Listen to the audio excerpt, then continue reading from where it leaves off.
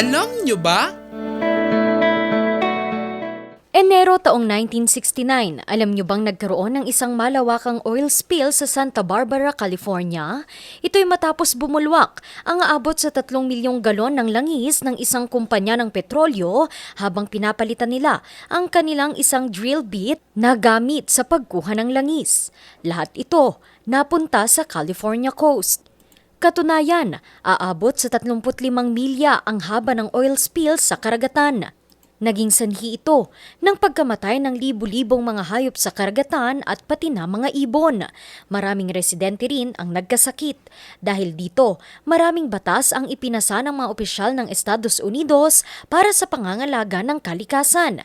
Ilang environmental movement din ang isinagawa sa Estados Unidos. Isa na rito ang Earth Day na iminungkahi ni nooy senador na si Gaylord Nelson. April 22, 1970, si Nelson kasama ang inventor at environmental advocate na si Dennis Hayes, inorganisa ang kauna-unahang Earth Day.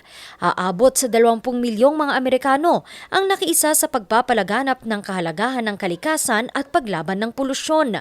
Sa paglipas ng panahon, ang paglaban naman sa masasamang dulot ng paggamit ng plastic sa kalikasan ang naging focus ng Earth Day.